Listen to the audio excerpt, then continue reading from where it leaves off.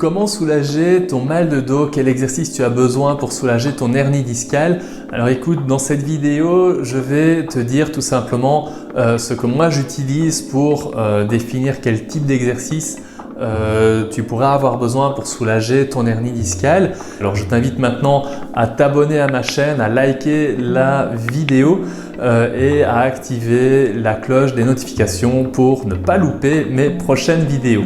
Et je t'invite à rester jusqu'à la fin de la vidéo parce que je vais te donner un petit tip supplémentaire pour savoir en fait tout simplement interpréter bien mieux tes douleurs et pour comprendre en fait parfois pourquoi tu as mal au dos la nuit et pourquoi c'est compliqué le matin quand tu te réveilles. Alors tout simplement ce qui se passe, c'est que quand tu as mal au dos, quand tu as une hernie discale, bien souvent ce que tu cherches, c'est de retrouver et de trouver en fait un exercice magique dont tu as besoin pour soigner ton mal de dos. Alors oui, c'est possible de trouver un exercice magique qui peut soulager ton mal de dos, mais tu remarqueras que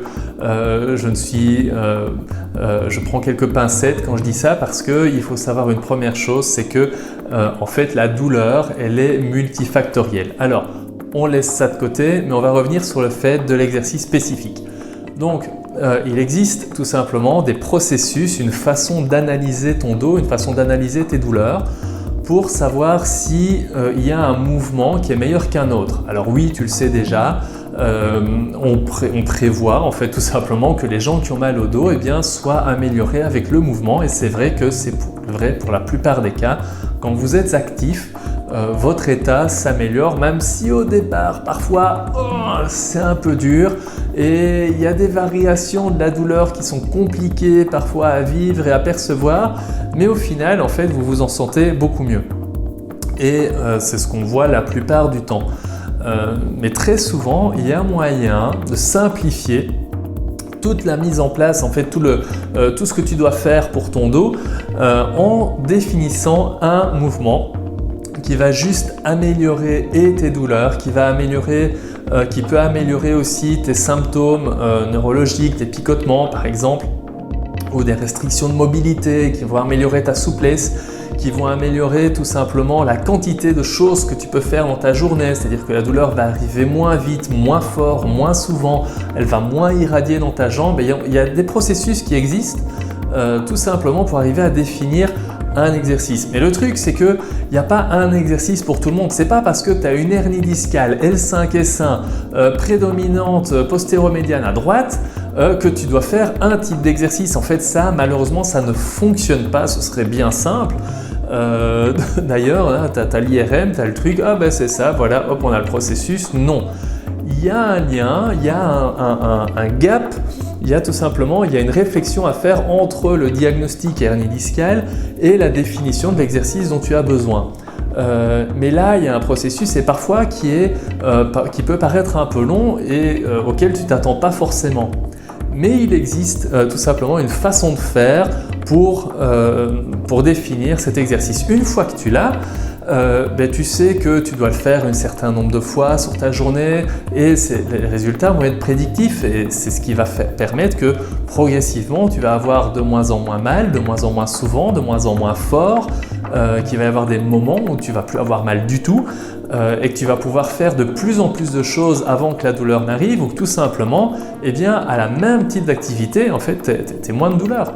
Et c'est ça qui va faire que tout simplement ton état de santé va s'améliorer.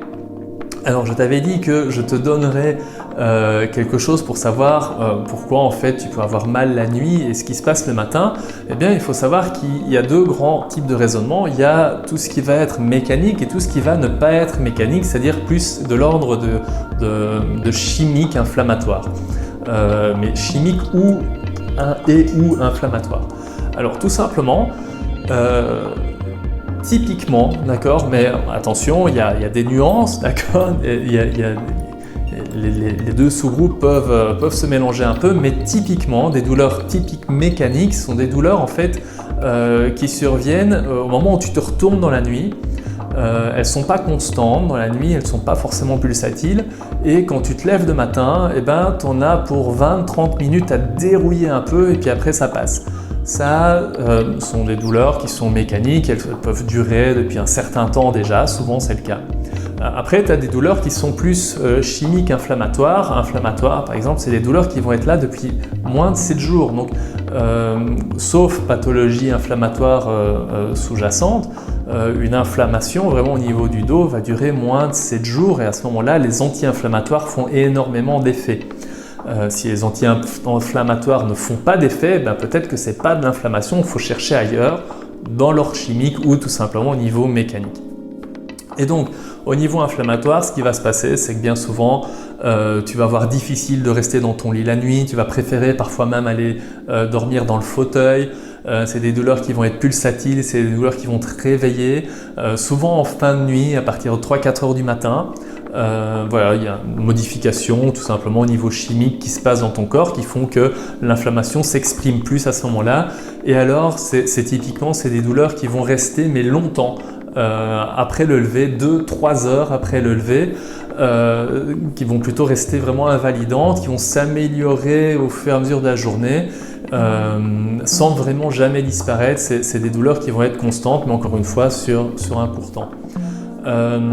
Une autre caractéristique qui est différente entre les deux, c'est tout simplement que les douleurs mécaniques vont généralement être améliorées par le mouvement, que les douleurs chimiques vont être plutôt aggravées par le mouvement. Mais encore là, il vaut mieux te référer à ton professionnel de santé référent justement pour bien définir le lien entre les deux. Et parfois, il y a un petit gap, il y a un no man's land comme ça qui fait que c'est pas très clair et il faut appliquer certaines stratégies pour vraiment distancier ces deux diagnostics. Ok, écoute, je te remercie beaucoup d'être resté jusque-là. La vidéo touche à sa fin maintenant. Si ce n'est pas encore fait, je t'invite juste à t'abonner à la chaîne et à activer les notifications juste pour que tu aies les prochaines vidéos, que tu ne les loupes pas. Et d'ici là, prends soin de toi.